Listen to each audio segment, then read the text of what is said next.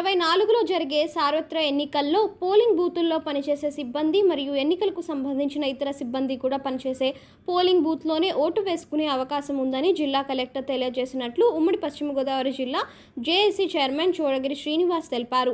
ఇటీవల postal ballot విషయంలో కొంత గందరగోళం ఏర్పడిందని, ఆ గందరగోళాన్ని తొలగిస్తూ అధికారులు క్లారిటీ ఇచ్చారని తెలిపారు. అక్కడికక్కడే ఓటు వేసుకునే వారికి పోస్టల్ బ్యాలెట్ ఓటు కింద గుర్తిస్తామని అధికారులు చెప్పారని ఆయన తెలియజేశారు. కావున ప్రతి వారు ఓటు వినియోగించుకోవాలని విజ్ఞప్తి చేశారు.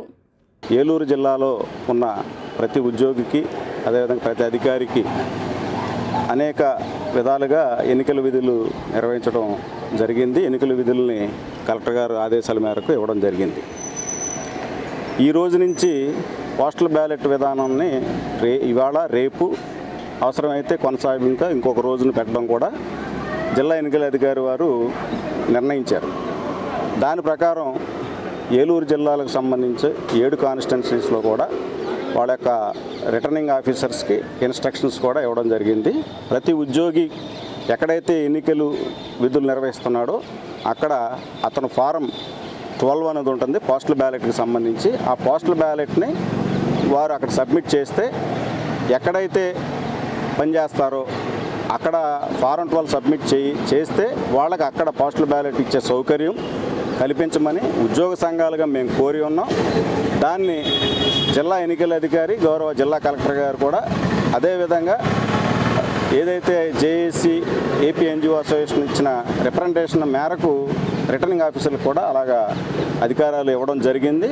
దానిలో భాగంగా ఈరోజు అన్ని కేంద్రాల వద్ద రిటర్నింగ్ ఆఫీసర్స్ ఎక్కడైతే ఫెసిలిటేషన్ సెంటర్స్ ఏర్పాటు చేశారో ఈ పోస్టల్ బ్యాలెట్ వేయడానికి ఉద్యోగులకి, ఉపాధ్యాయులకి, అదేవిధంగా ఇతర సిబ్బంది అందరికీ కూడా వారందరూ వేయడం జరుగుతూ ఉంది.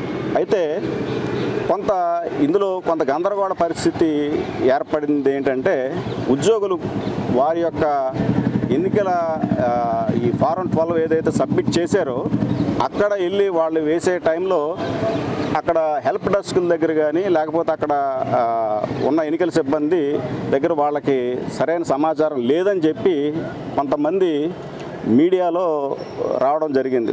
ఒక ఉపాధ్యాయ మిత్రుడు తన ఓటు అక్కడ లేకపోకుండా ఏలూరు కోటదెబ్బ జూనియర్ కాలేజీ దగ్గరకు వచ్చి నాకు ఇక్కడ ఓటు లేదని చెప్పడం వలన కొంత గందరగోళం ఏర్పడడం, అది వైరల్గా అందరికి వెళ్ళడం వలన ఒక క్లారిఫికేషన్ ఇక్కడ ఉద్యోగ ఉపాధ్యాయులు ఎవరైతే ఎన్నికల విధుల్లో ఉన్నారో వాళ్ళందరికీ చెప్పేది ఏంటంటే, మనం సంఘాలుగా జిల్లా ఎన్నికల అధికారి గారిని కోరిన పిమ్మట వారిచ్చిన ఆదేశాలు ఏంటంటే, ఎక్కడైతే మీరు పనిచేస్తూ ఉంటారో ఆ నియోజకవర్గంలో మీకు ఫారం 12 సబ్మిట్ చేస్తే మీరు అక్కడ ఓటు హక్కు వినియోగించుకోవడానికి అవకాశం ఉంటుంది. మీ ఓటు అక్కడ ఉన్నా పర్వాలేదు, లేకపోతే పక్క నియోజకవర్గంలో ఉన్నా లేదా పక్క జిల్లాలో ఉన్నా పక్క రాష్ట్రంలో ఉన్నా కూడా అవసరమైతే ఆ పోస్టల్ బ్యాలెట్ని అక్కడికి తీసుకొచ్చి వేయించడం అనేది జరుగుతూ ఉందని చెప్పి జిల్లా ఎన్నికల అధికారి గారు స్పష్టంగా అందరికీ ఆదేశాలు ఇచ్చారు.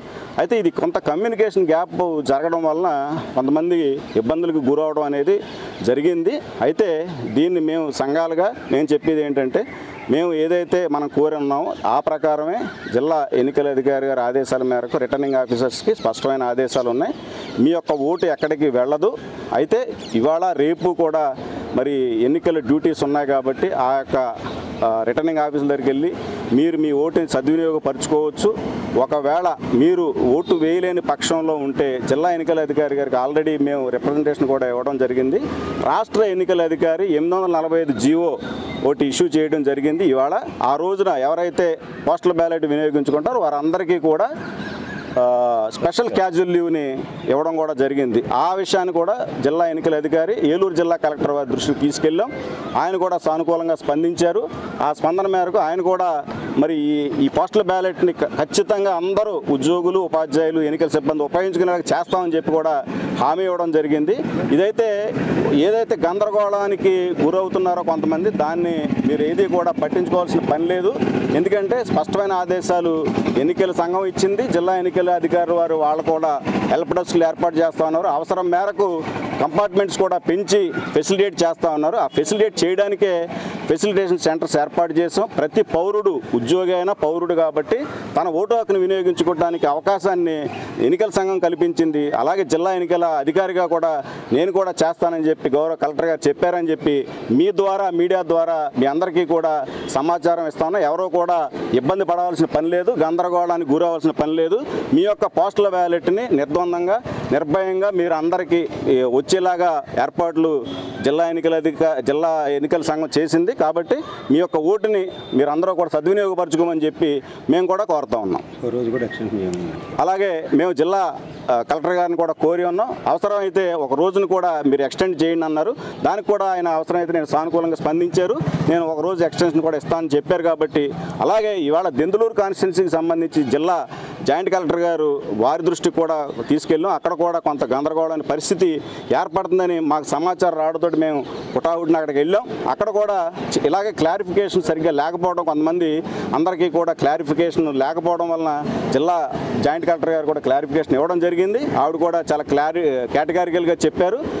మరి దాని ప్రకారం ఈ 2-3 రోజుల్లో అందరికీ పోస్టల్ బ్యాలెట్ ఉపయోగపడుతుందని చెప్పి కూడా మీ ద్వారా మేము తెలియజేస్తాం. కేంద్రంలో పనిచేస్తూ ఉంటారు. అక్కడే ఫెసిలిటేషన్ సెంటర్లో అతను ఫారం 12 సబ్మిట్ చేసి ఉంటాడు కాబట్టి ఆ ఫారం 12 ప్రకారమే అతనికి ఓటు హక్కుని అక్కడ కల్పిస్తారని చెప్పి కూడా మీ ద్వారా తెలియజేస్తున్నాం.